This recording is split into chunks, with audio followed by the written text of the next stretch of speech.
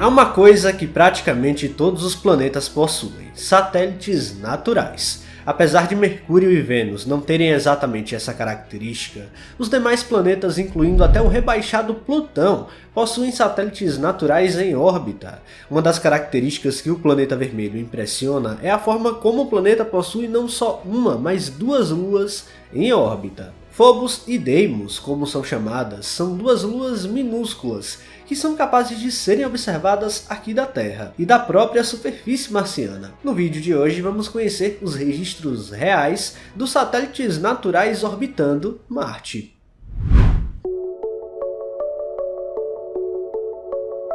A ciência das órbitas planetárias é fascinante, revelando a existência de trajetórias bem peculiares que parecem até desafiar as leis da física. No entanto, é evidente que corpos menores estão sempre sob influência de objetos mais massivos. Esse princípio rege o funcionamento do sistema Terra-Lua, Sol-Terra e outros sistemas incrivelmente semelhantes que encontramos nas nossas redondezas galácticas. Esses movimentos foram herdados da dinâmica antiga que existia na nebulosa solar, quando os planetas estavam em formação. O movimento dado por essa nebulosa foi conservado nos objetos que foram se formando.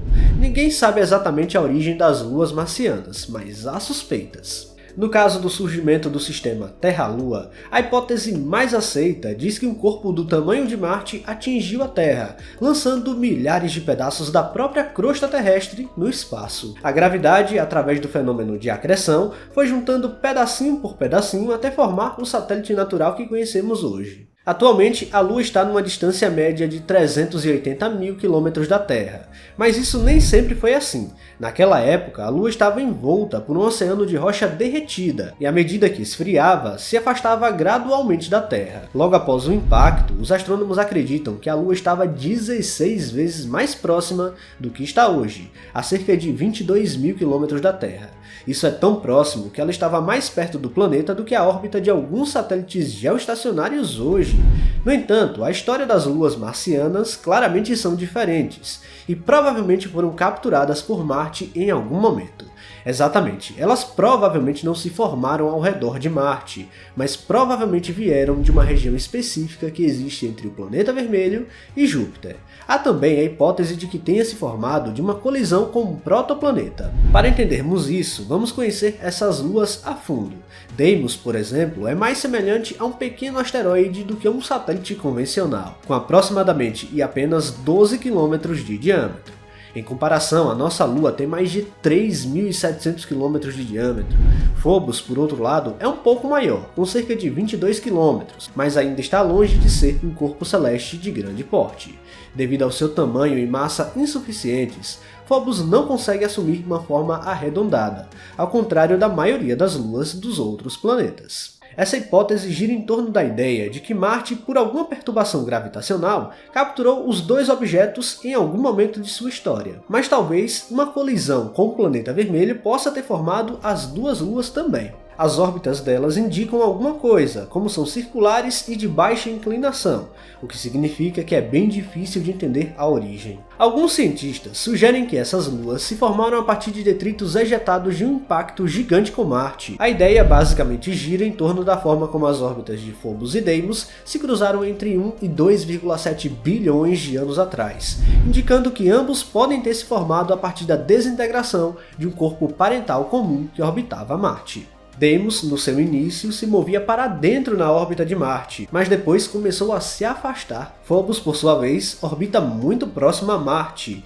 e vai chegar um momento em que as forças de maré vão desintegrar essa lua e formar um pequeno anel de detritos ao redor do planeta. Felizmente temos registros realmente impressionantes desse sistema de luas, e vamos entender a fundo como ele funciona. Nesta filmagem incrível, as luas Phobos e Deimos se assemelham a asteroides em formato e tamanho, e não possuem um diâmetro angular suficiente para encobrir completamente o Sol quando vistas da superfície de Marte. Aqui é só o começo, pois estamos vendo a sombra das luas através do disco solar. Mas e se tivesse um eclipse entre luas? Em 2013, o rover Curiosity 2020 registrou um eclipse duplo em Marte. Durante esse evento, a lua Phobos passou exatamente na frente de Deimos, a lua mais distante, como capturado nessas imagens. Uma verdadeira dança gravitacional e um espetáculo da física diante dos nossos olhos. Em outro registro incrível, o telescópio espacial Hubble fez em 22 minutos uma observação da trajetória orbital de Phobos. Diferente da nossa Lua, que leva quase um mês para orbitar a Terra, Phobos completa uma órbita ao redor de Marte em menos de 8 horas, facilitando a captura de seu movimento.